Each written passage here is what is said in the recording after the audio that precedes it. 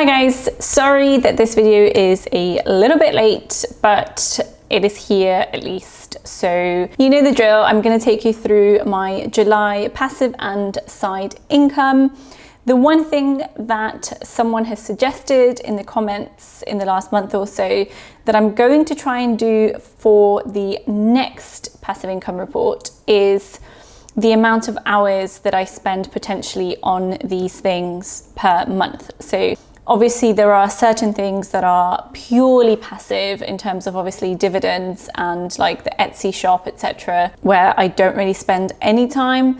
But then some of like the side income and, for example, YouTube, obviously with YouTube, it is passive for old videos, but I still spend time on building the channel. So hopefully that sounds like a good idea, and I'm going to try and do that for the next updates. But anyway, without further ado, let's jump straight in. Okay, so dividends first, and it's £26 this month, which is awesome. It is one of the highest months I've had, and it's awesome to see it growing. So the biggest one was Polar Capital with £5.27, which is really, really awesome to see, closely followed by GSK at £5.13. So really awesome to see two dividends over £5 this month, which is really, really good. And then obviously Realty, the usual £3.36. So that all makes up the bulk of it. And then a few £2 ones here. The Money Farm, the FTSE, the Dividend Pine Trading 212, as well as Tesco. So moving on to the side income, we've got cat sitting, £25 this month, just a small visit essentially. That was 3 quick visits basically to a building next to me, which is awesome. I think I mentioned before I have a really big one coming up at the end of August, beginning of September. So that'll be really cool. Next, we've got my 0 hours work, which is a really big one this time round. So it's £326.96. So that's made up of multiple shifts that I did. I just counted up the amounts I got on my 3 separate pay slips. It is a weekly pay, so that's a really good month, and it's typically what I used to get before everything shuts down. So it's been really cool to see that coming back, and it has literally just been weekend work. I haven't actually had any evenings, I don't think. But yeah, so really awesome amounts there. Then we've got Amex points, as always, £12.79. And I just wanted to clarify that this is only my personal Amex, not my business Amex. I'm not counting those points. So this is just through my personal spend on my Nectar Amex card that I get off as food points in Sainsbury's, basically. So this is money off my food bill. And then lastly, teaching. So very slow month again this month, £47.87 there. But because it's summer holidays, people aren't really taking many lessons. And actually in August, I've barely got any lessons. So I've got like 2 or 3 weeks in August with no lessons at all, which is actually a really nice break for me because I was actually getting a little bit burnt out. So it's nice to have my evenings back for myself. But yeah, still £47.87 there.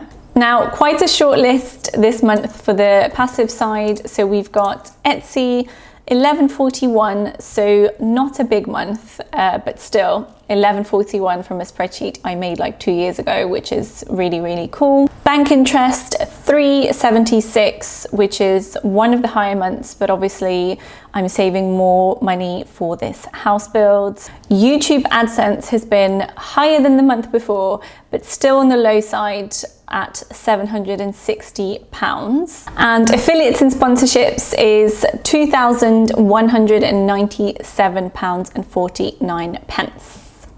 Now this does actually include sponsorships this time. I know the last few months I haven't had any because there was no one I wanted to work with.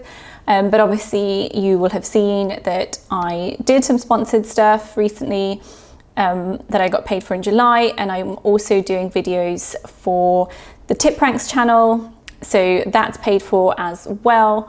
In terms of affiliates, it is extremely slow right now. So if you are in the same boat as me, do not worry. I wouldn't worry at all. I think everyone's just enjoying their summer, and that's fine. People are spending money rather than saving and investing, but I think after the 18 months we've all gone through, can't really judge them. So I'm sure it will pick up again in the winter. So in terms of side income, that was £412, and the passive income was 2,972, which means that in total, the full amount of passive and side income was £3,411.54. So just slightly less than last month, but almost similar.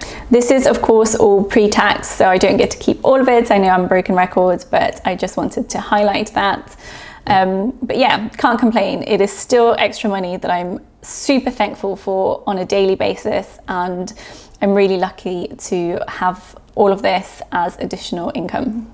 The one final thing that I wanted to say before finishing off was, if you follow me on Twitter or Instagram, then you would have seen this already. And side note, there are people constantly pretending to be me. The only channels that I have on those networks are Panda Boss Anna. No zeros, no underscores, no anything. There is just Panda Boss Anna.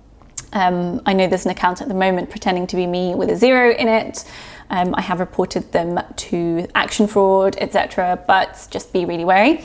Anyway, that is not what I actually wanted to say. What I wanted to say was that in the last few weeks, I basically decided to give some money to charity. And a few hours later, I basically got told that I was going to get paid for something that was double the value of what I'd given to charity. And I wasn't expecting this payment. It just sort of came to me, and I think it just really emphasizes that concept of not having a scarcity mindset and giving money away and just being a kind person and really manifesting that money flowing to you. I always thought it was all a bunch of rubbish initially, but since I've adopted that mindset, I've really had money flow to me. So yeah, just a little pearl of wisdom for you there. But otherwise, I hope you have a wonderful evening, and I'll see you in the next video. Bye.